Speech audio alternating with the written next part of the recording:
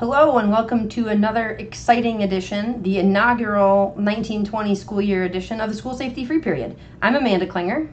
And I'm Dr. Amy Klinger. And we are with the Educators School Safety Network. We are a national nonprofit organization, and we are dedicated to providing school safety training and resources and technical assistance throughout the U.S. and Canada. And one of those resources is this podcast or live stream, depending on how you're accessing us. Welcome either way. We're glad to see you, and hopefully we'll have some interesting content for you and jumpstart your professional development in this really critical area of school safety. So for those of you who have listened to previous episodes of the School Safety Pre-Period, you know how this works. Those of you who are new to this specific type of content, how this typically works is Dr. Klinger has things that are real and true and actually happened. I know it's important to have that caveat because some of them are too unbelievable to be true sometimes, but we talk about those and we a little bit less formal. We are academics and we do approach this work with a lot of seriousness, but the School Safety Free Period is the time where we're a little bit less serious and we have a couple laughs, but we always have an important school safety takeaway because the purpose of all of this professional development is to raise your professional practice as an educator. So, are you ready? Yeah, so our theme today is we're really kind of looking at, can these two contradictory things be true? Can two things be true at the same time? So we have the contradictory notion of we have clearly a high level of concern and anxiety about active shooter incidents. We have a long and bitter history of those occurring in public schools in the United States. We also have a lot of sort of emerging trends where we're beginning to see that perhaps there is a cost, an unintended consequence to this emphasis on active shooter. And is that warranted? And what's happening what are we not doing when we're doing a lot of active shooter training? So I have a few things that I want to kind of run through. And the way this usually works is Amanda doesn't really know what I'm talking about, which is not unusual. Oftentimes many people don't know what I'm talking about. And so I sort of throw these things out there and then she kind of responds to those in sort of the gut level response that many of you probably have as educators sitting there too. So I want to start with a mid-year report that came out through the state of Texas. After Parkland, Texas allocated $339 million from both last year and the upcoming school year for school safety funding to a variety of agencies. And I'm pleased to report that they allocated $100 million for prevention, mental health support, threat assessment management. So, Amanda, I can see you nodding, but so that's a good thing. Well, and it's important to note that that's not super typical. Usually when state legislatures or even at the federal level allocate money for quote unquote school safety, it is for security interventions. It is for response. It is for tip lines and metal detectors and SROs. Money that is specifically earmarked to work to prevent violence in schools is not the norm, astonishingly. So that is great. Right. So, well, then there's the other side of the story. And again, not saying that these are bad things. We just have to make informed decisions about them.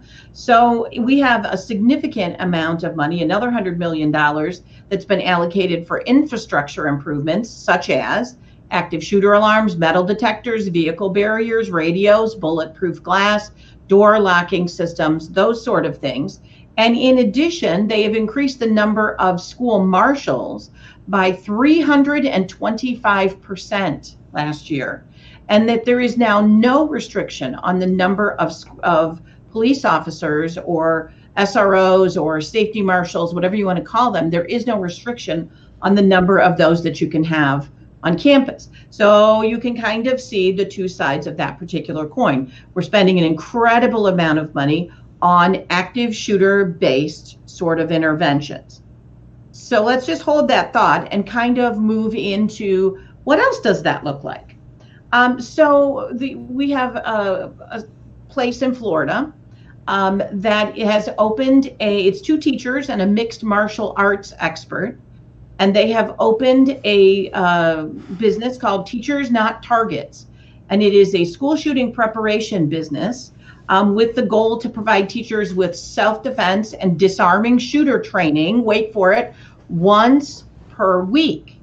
So I have some quote, once per week. So I have some quotes.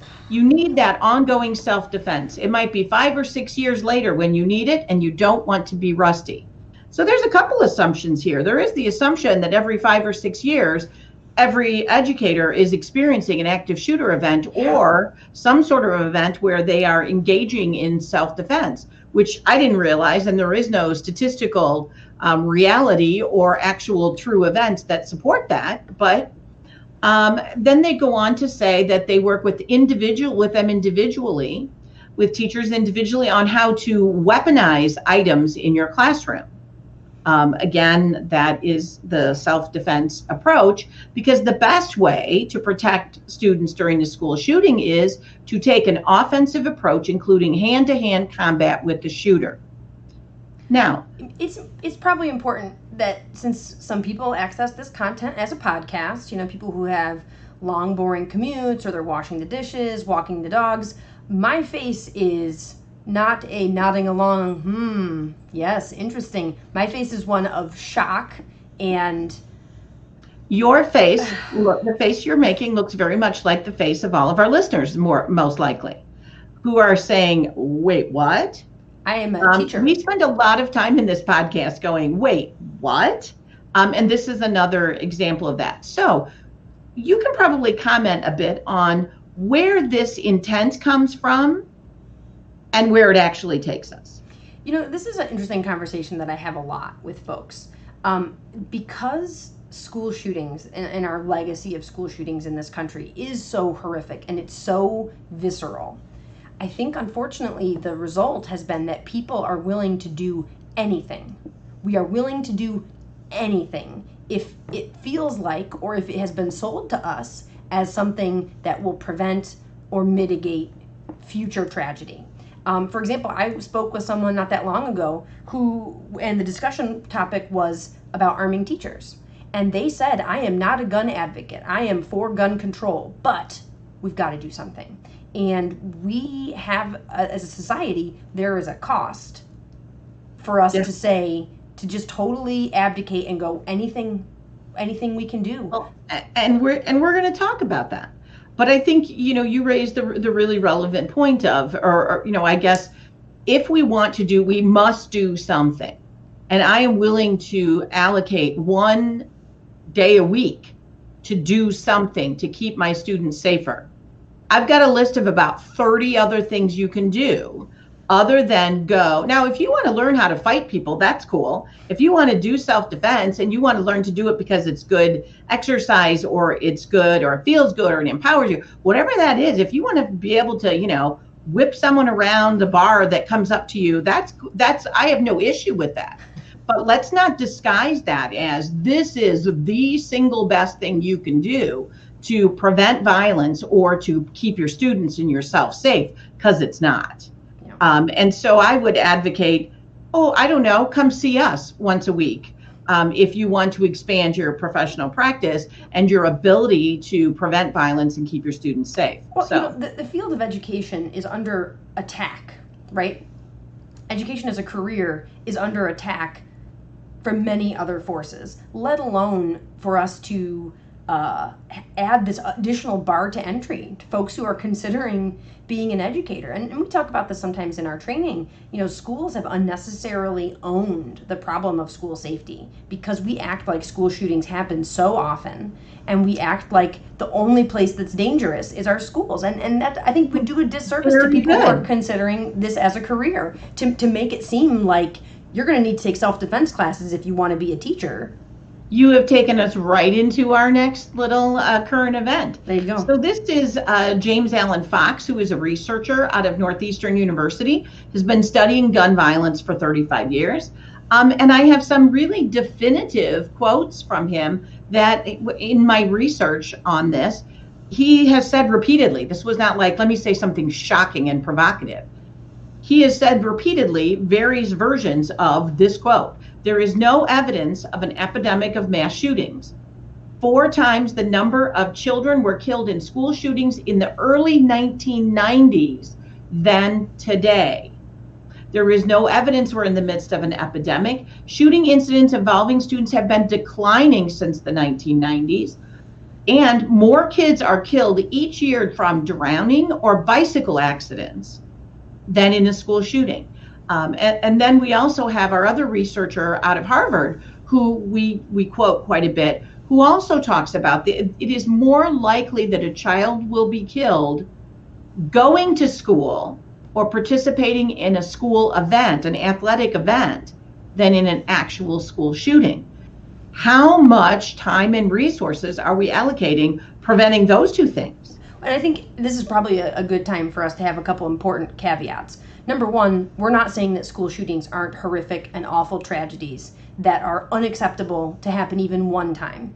And that we do need to allocate some time and some energy and some resources to prevent and to know how to respond to them. So we're not saying ignore school shootings. We're not saying it's not that big a deal, people are overreacting. We're not saying that. But I think what we're trying to say is we need to look at an all hazards approach to school safety, and we need to look at what are the risks that schools most often face. When you talk about a child being more likely to be injured and killed on their way to school, that happens in every school every day. School shootings do not happen in every school and every day. And so we have to start looking and being able to differentiate between the likely and the possible. School shootings are possible, and they're horrific and unacceptable, and we are not saying that we should ignore that. But they are not likely. And all of those other risks and hazards that you talk about, those are likely. And so we have to be able to carve out space. This is really a discussion about putting something in its proper context. Yes. We need to increase our awareness. We need to increase what we're doing to prevent violence of all sorts. But that increased awareness doesn't translate that we're doing that because these events are happening so frequently, because in reality, they're not. I heard someone yesterday on a podcast I was listening to, and they were talking about 9/11. And they were talking about it wasn't a tragedy. And their point was, we shouldn't say it was a tragedy. It was an attack. It was an event. It was a horrific. It wasn't that any of those people did anything that ultimately led to their downfall, the way a Greek tragedy is. And I think that's a really important point. These are attacks. These are crimes. These are incidents. These are horrific things. But they are not the only thing that ever happens in a school that results in the death of a child or that results in injuries and crisis sort of events. So I think that's really a valid point. Well, which I also think is important to talk about the distinction between an accident and an attack. We can work to prevent attacks, right? There's a lot, and we can talk about violence prevention at a different time because there's a lot to be said there. We can work to prevent violence in schools, and that's important work. But some of the things that we're talking about are pure accidents, and they are the nature of being on the road, walking to school, going up and down stairs, having 300 children in a lunchroom.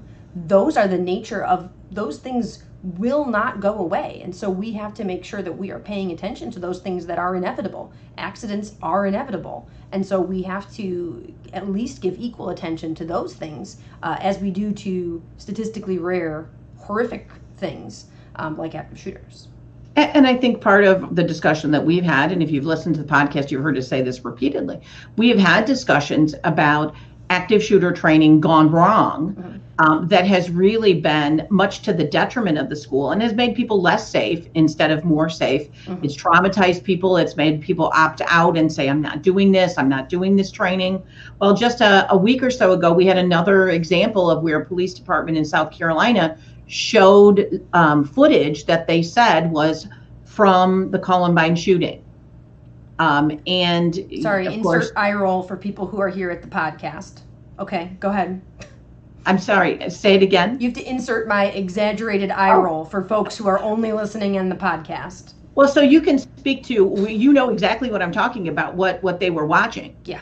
So it you want to speak to that? Yeah, so it is, I'm pretty sure what they were actually showing was footage from the movie 0 Day, which used to be available on Netflix. I'm not sure if it still is, which is a completely fictionalized film which is based loosely sort of on the story of Columbine. And the last, I think, 15 minutes or so of the movie is a reenactment shot in the style, and it looks like it is security camera footage of a school shooting taking place in a library, like what happened So at what's Columbine. the problem? And we hear this all the time. This is not the first time I've ever seen this. We see this all the time where people are shown this. I have had friends who are teachers who have texted me from a training and said they're showing us video footage of Columbine. Talk to us about what's the problem with that. Well, there's a couple of problems. Number one, you're misrepresenting something as fact of what actually happened, which there's value to learn from past events. But you're passing a narrative film, a fictional piece of art, passing it off as real, which is a problem. And number two, I think, the efficacy of that, like what are we trying to accomplish by doing that? It is 2019. There are no educators who started this school year with the Pollyanna notion of it could never happen, never heard of a school shooting. What does it mean? No one needs to be scared straight around this issue. And so the visceral nature, but the potentially triggering nature of viewing something like that, when at a fundamental level, it's not even real. It's not even what you claim it to be.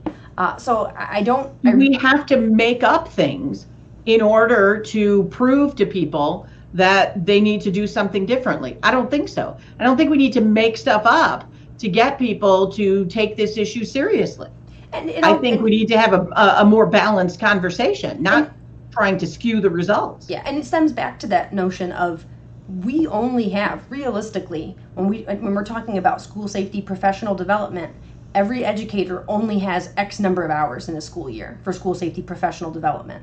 And we want to spend it traumatizing them would be the question. Well, traumatizing them, and even we need to make sure that we're allocating it in accord with the hazards and the risks that we face. And so if we only have 1 hour of school safety professional development, it should not be 1 hour of active shooter training, 20 minutes of which is scaring the daylights out of people watching something that is a fictional film. Well, so now I have one for you that you may not find quite as amusing, but I'm going to pretty much guarantee that the teachers in our audience may find this amusing. So, and it's not supposed to be amusing. Let's just get that out there. This is talking about a new development that schools are really getting on board with. And these are artificial intelligence cameras that really transform, according to the manufacturer, who, I can't imagine if they're going to make any money or anything. According to the manufacturer, they transform surveillance cameras into active observers. And they are able to identify people, they are able to identify or hone in on suspicious behavior and identify weapons. So this smart surveillance camera is out there just ready to save the day. Mm-hmm. The camera, now we'll have the quote from the people that make it. The camera will, quote unquote, look at the expressions on people's faces and their mannerisms and be able to tell if they look violent.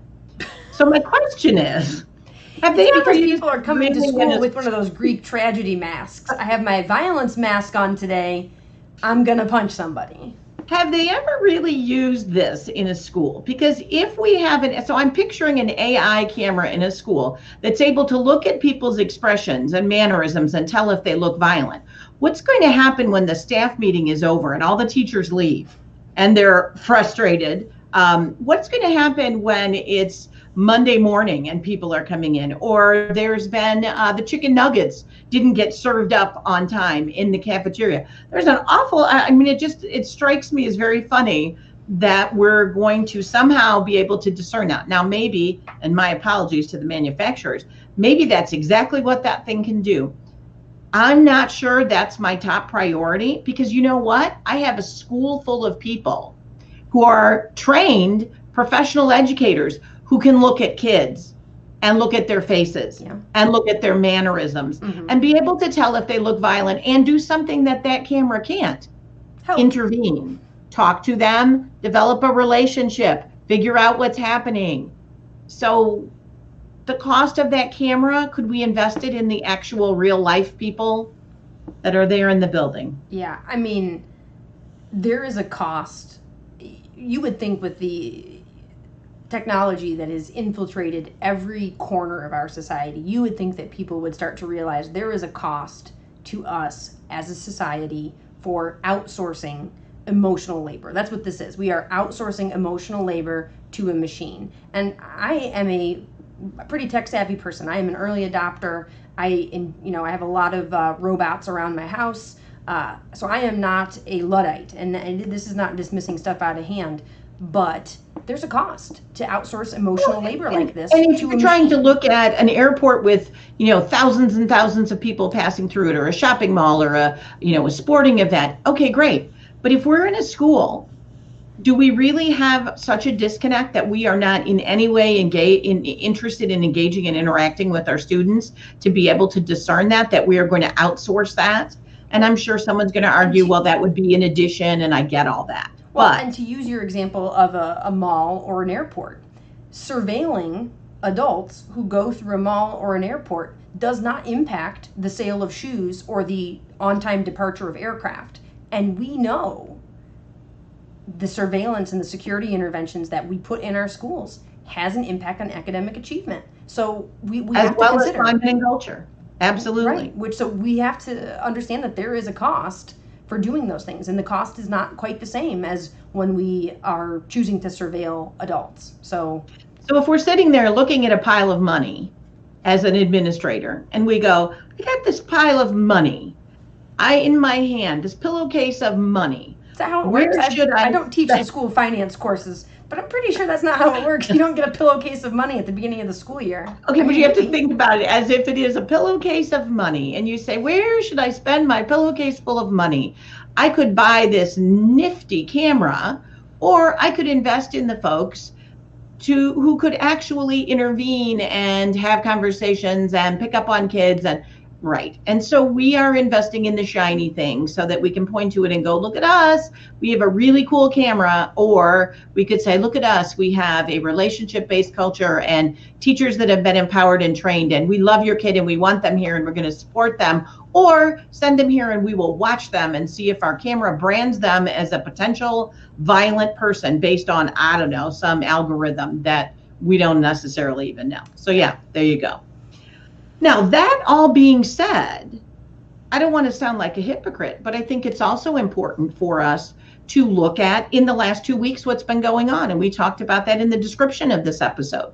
In the past couple of weeks, we have had, since the start of the school year, we have had a number of events that have taken place, active shooter sort of events that have taken place outside of school hours, but on school grounds. There was a shooting at a football game in Alabama that resulted in 10 injuries.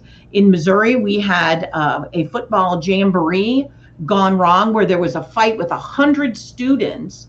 4 people were shot and an 8-year-old student was killed. So we can sit here and be, and really try to be very, non-emotional about it, but we have to also look at those things happened too. Yeah. They happened in addition to a whole bunch of other things we're not reporting on, like bus accidents where kids were killed, medical emergencies where kids died, all kinds of other things that are happening. So it's the proper context. And I go back to what we said at the beginning. Can 2 things be true at the same time? Yeah. We are spending too much time and emphasis with unintended consequences on school shooting preparation that's not particularly effective, but we also have to acknowledge those events occur. Yeah. Just not at the rate that we might have convinced ourselves. Yeah. And I will close with this. We have a mom, because mom's always there. Mom has a 15-year-old son who was arrested for saying that he was going to shoot up the school. He does it in the context of a video game. And did I mention he's 15? Mm-hmm. 15. Here's the quote from Mom. She is talking to the officers who are arresting him that he should not be arrested because he's just a little kid playing a video game. These kids say stuff like that all the time. It's a joke to them. It's a game. And it's so wrong. I hate that game. So we have several things happening. Number 1, your son is not a little kid. He is 15. Right. Number 2, if you hate that video game, then why is he still playing that?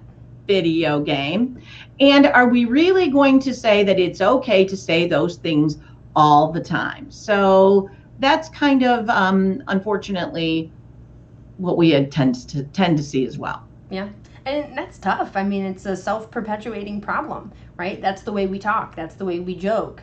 And so there aren't consequences, and we don't, establish that type of speech is unacceptable. And when we don't establish that type of speech is unacceptable, then people continue to do it, and that becomes the norm. So it is tough. It's tough to break that cycle.